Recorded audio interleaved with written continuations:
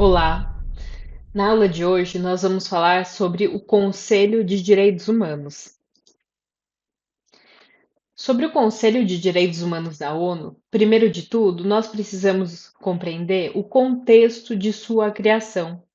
O Conselho ele foi criado em substituição à Comissão de Direitos Humanos, isso é, antes de existir o Conselho de Direitos Humanos, havia um outro órgão chamado Comissão de Direitos Humanos, que cumpria papéis basicamente muito similares aos papéis do atual Conselho de Direitos Humanos. O Conselho em si, ele foi criado em 2006 em substituição a essa comissão.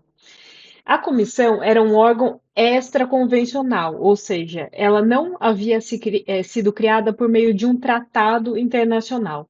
Ela tinha a tarefa de promover iniciativas no âmbito da ONU de proteção de direitos humanos. Mas essa comissão, ela foi se enfraquecendo em razão de alguns problemas.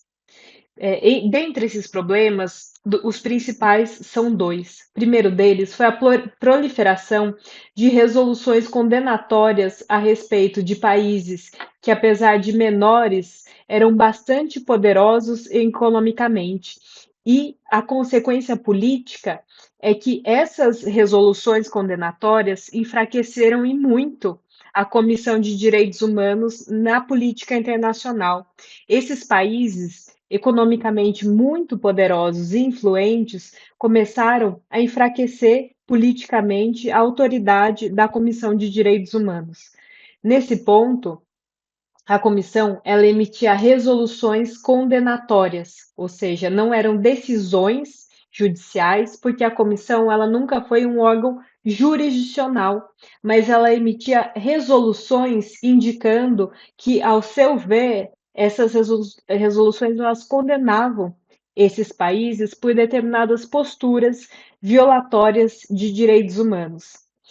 E a comissão, por vezes também, era composta por países reconhecidamente violadores de direitos humanos, de modo que essa composição da comissão também passou a ser desacreditada e atuar de forma seletiva e política. Isso é, a Comissão de Direitos Humanos, ela era composta por determinados países. Ocorre que alguns deles eram violadores reiterados de direitos humanos. Isso fez com que, ao longo do tempo, a comissão fosse perdendo a sua legitimidade. A lógica internacional era a seguinte: como que essa comissão, que é com os membros que a compõem, podem julgar, apontar o dedo para alguém, se ela mesma está composta de violadores reiterados de direitos humanos?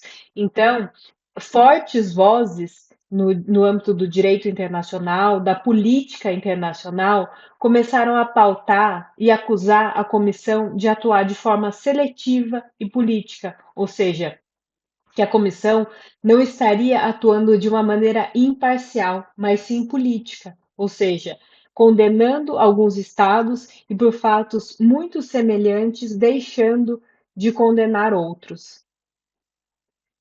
Então, nesse contexto de desgaste, de perda de força política da Comissão de Direitos Humanos, o então secretário-geral da ONU, em 2004, ele faz um movimento muito importante ao entender que a consolidação de padrões que reforçam os direitos humanos não pode ser realizada por estados que falham em demonstrar o compromisso com a sua proteção e promoção. Isso é, nessa frase, o secretário-geral da ONU, ele menciona justamente essa crítica à composição da comissão que deslegitimava a sua atuação.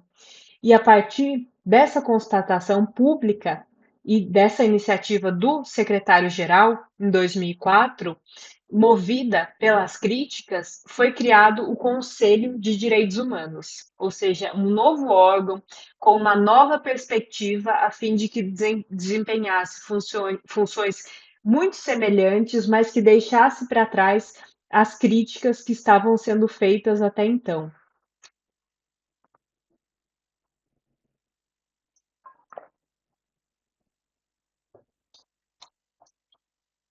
Então, o Conselho, ele atua como uma parte do sistema de apoio à Assembleia Geral, ou seja, ele presta apoio em diversos sentidos à Assembleia Geral das Nações Unidas. Ele tem como principal missão promover e proteger os direitos humanos no mundo todo. Ele é composto por 47 Estados-membros, que são eleitos para mandatos de 3 anos, com base em distribuição geográfica equilibrada. Ou seja, no momento de ser feita a composição do Conselho, uma das pautas mais importantes é que seja levado no processo de escolha em consideração questões relacionadas à distribuição geográfica. Por exemplo, para que não se tenham muitos países do norte e poucos países do sul, ou que não se tenham muitos países da Europa e da América do Norte, mas e que tenham poucos países da África, da América do Sul, da América Central, da Ásia. Então, o que se busca a partir disso é uma maior pluralidade. O conselho, ele tem sede em Genebra, na Suíça, e as vagas são distribuídas exatamente entre grupos regionais, ou seja, 13 para a África, 13 para a África, 6 para a Europa Central, 8 para a América Latina e Caribe, 7 para a Europa Ocidental e outros grupos da região, e o que inclui também países da América do Norte, Oceania e a Turquia. A sua criação se deu por meio da Resolução 60 de 2006 da Assembleia Geral da ONU, ou seja, o órgão que criou o Conselho de Direitos Humanos foi a Assembleia Geral da ONU, e ele possui uma natureza jurídica de órgão subsidiário da Assembleia Geral. É um órgão intergovernamental porque dele participam estados membros, 47 estados membros. Como nós já analisamos, o seu objetivo principal é fortalecer a promoção e proteção dos direitos humanos ao redor do mundo, e também o Conselho ele busca resolver situações de violação de direitos humanos. O Conselho segue determinados princípios, como a universalidade, a imparcialidade, objetividade e não seletividade, o diálogo internacional construtivo, a cooperação a fim de impulsionar a promoção e proteção dos direitos humanos. Ou seja, o Conselho de Direitos Humanos, ele sempre busca dialogar com os países a fim de solucionar questões de graves violações. O mandato dos membros do Conselho é de 3 anos e eles não podem ser reeleitos mais de uma vez, ou seja, os membros do Conselho eles podem ser reeleitos exclusivamente uma vez. Depois disso, eles precisam eles não podem ocupar novamente o cargo por períodos consecutivos. Isso é, eles podem se candidatar novamente, mas eles precisam de um período de afastamento. É possível apenas uma reeleição. E além disso, o conselho ele possui órgãos subsidiários. Esses órgãos eles podem ser relacionados a temas, por exemplo, direitos humanos e meio ambiente, direitos humanos e direitos das mulheres, direitos humanos e direitos das pessoas negras, e também eles podem possuir órgãos geográficos, isso é, órgãos que vão estudar, analisar e atuar em violações de direitos humanos na América do Sul, na América do Norte, na Ásia, na Europa, na África. E também ele possui um comitê assessor, integrado por 18 especialistas independentes e funcionando como um grupo de análise desse conselho e trabalhando sob a sua direção. Isso é, o Conselho de Direitos Humanos, ele tem também um comitê assessor. Esse comitê assessor, ele é composto por esses analistas, esses especialistas independentes que vão auxiliar o conselho nos estudos, nas análises, eles fazem visita nos países, tudo para verificar a atual situação de direitos humanos nos países. Então, como nós já vimos, o Conselho ele assumiu os mandatos, os mecanismos, as funções e as responsabilidades da antiga comissão. mas vejam que ele possui um outro design, justamente a fim de evitar críticas que eram feitas à comissão. Ou seja, os padrões de imparcialidade, de seriedade, inclusive da composição do conselho, são muito mais rígidos e estão sujeitos a revisões periódicas. Além disso, a Assembleia Geral da ONU, ela pode suspender qualquer membro do Conselho por uma maioria de 2/3, que é o quórum relacionado às chamadas decisões importantes, caso ele cometa graves violações de direitos humanos. Isso é, imaginem que determinado país seja membro do Conselho de Direitos Humanos, mas que esse país esteja praticando graves e reiteradas violações de direitos humanos. Nesse caso, ele pode ser expulso do Conselho por meio de uma votação de 2/3 da Assembleia Geral. Mas ainda, apesar dessas precauções, ainda há algumas críticas ao Conselho de Direitos Humanos, não na intensidade que havia a respeito da comissão, mas ainda há algumas críticas. Por exemplo, diversas organizações independentes de defesa dos direitos humanos criticam a inclusão de determinados países com violações a direitos humanos, violações reiteradas, como é o caso da China, da Argélia, da Arábia Saudita, de Cuba, da Nigéria, do Paquistão, da Rússia, enfim, dentre outros países que, apesar de um histórico de violações reiteradas de direitos humanos, já fizeram parte desse conselho. E agora nós vamos falar de uma das mais importantes funções do Conselho de Direitos Humanos, que é a chamada Revisão Periódica Universal. O Conselho de Direitos Humanos é o órgão responsável por realizar essa revisão periódica universal, que diz respeito ao exame periódico baseado em informações objetivas e fidedignas sobre o cumprimento por cada um dos estados de suas obrigações e compromissos em matéria de direitos humanos, de uma forma que garanta a universalidade de exame, igualdade de tratamento e a respeito de todos os estados. E o exame será a partir de um mecanismo cooperativo baseado justamente nesse diálogo cooperativo. A revisão periódica universal, pessoal, é uma avaliação feita entre estados, ou seja, os estados se avaliam mutuamente quanto à situação dos direitos humanos de cada qual, gerando um conjunto de recomendações. É um processo único que compreende a avaliação periódica da situação de direitos humanos em todos os estados membros das Nações Unidas. Isso é, qual que é a premissa principal aqui, pessoal?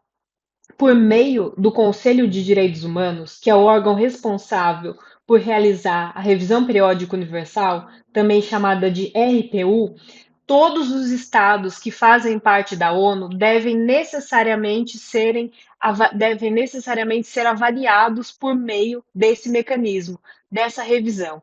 Se chama revisão periódica porque ela é feita em determinado período de tempo, ou seja, a cada período de tempo o estado vai ser avaliado e a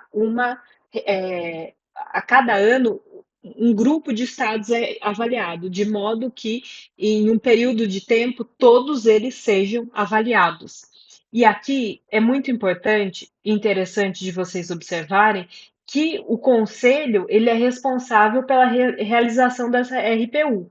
Porém, os estados-membros avaliam a si próprios. Por exemplo, determinados estados-membros vão avaliar um outro país. Então, essa análise é feita por outros estados também. Isso tem as suas positividades, mas também tem as suas negatividades, ou seja, qual que é o grande problema desse formato de avaliação? Muitas vezes, um determinado estado avaliador não vai fazer uma avaliação imparcial ou manifestar no seu relatório todas as violações de direitos humanos que ele percebeu para evitar, de repente, um mal-estar, um desconforto diplomático.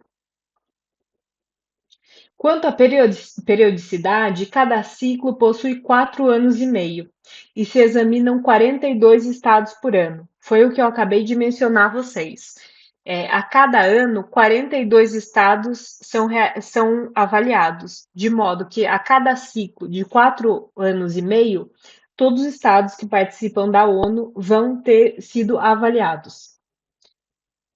Não, é importante também que se diga que a RPU não tem como finalidade apurar a responsabilidade internacional do Estado, ou seja, não há uma responsabilização internacional por essas violações identificadas, mas sim verificar e elaborar um relatório a respeito da situação geral dos direitos humanos naquele país.